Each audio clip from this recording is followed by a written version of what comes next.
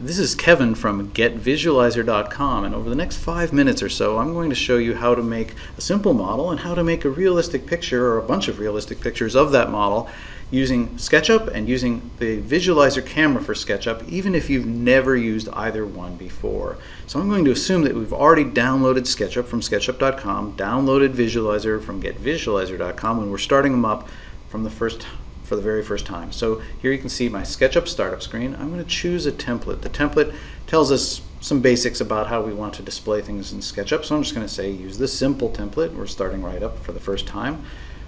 And we push the start using SketchUp.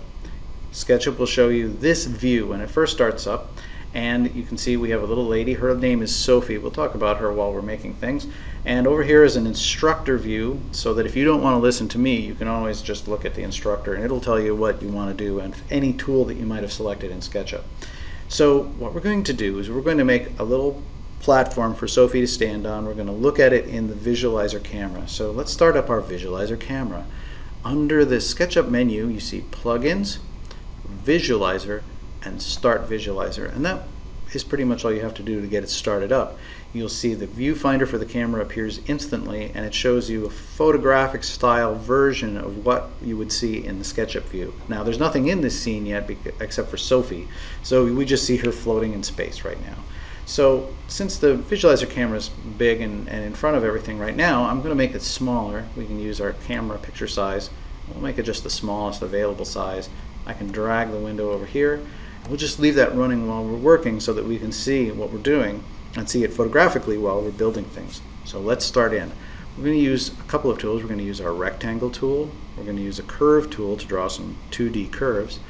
And we're going to use the push-pull tool, which is pretty much everybody's favorite tool in SketchUp. So push-pull after we use our curve and rectangle. Here's our rectangle tool, and let's draw something for Sophie to stand on. I'm going to click once in the corner, and the way the rectangle tool works, you click on an opposing corner and you'll have made a big shape. That shape has appeared. It's instantly in our SketchUp view, and it's also instantly up here in our Visualizer camera. So we can see if we look at it big that it's already there. We'll leave it small again. And now we're going to use our push-pull tool to give that rectangle some solidity.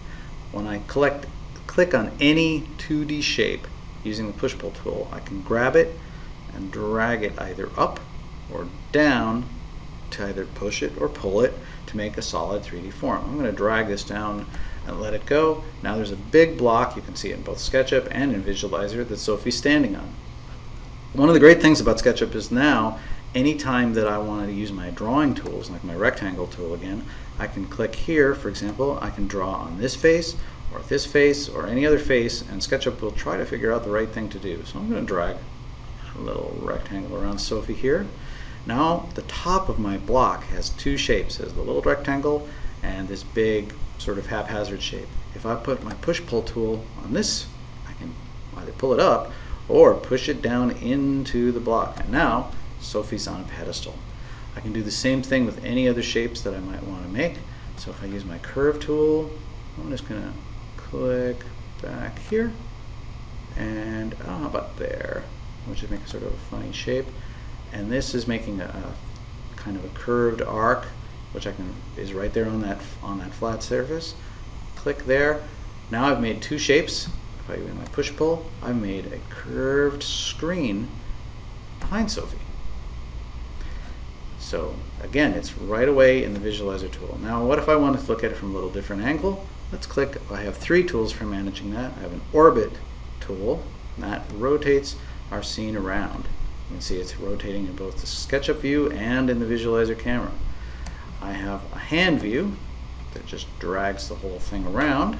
Let's get that centered in the Visualizer camera. You might notice when you start using Visualizer very much that it's actually almost easier to just pose things in the Visualizer camera because it looks very natural and it just seems like it's more solid and immediate. Now I can use my magnifying glass, which is my zoom tool. I'll drag that up and down until I get nice and close in on this whole scene. Now, this is still small. Let's make it bigger. When you make it bigger, you might have noticed that it adds a little take a picture button here too, and that's so that if I want to send this to anybody, I can just click. Let's get that. Yeah, that's good. But I can just go to that button, and click it, and it'll save a file to disk.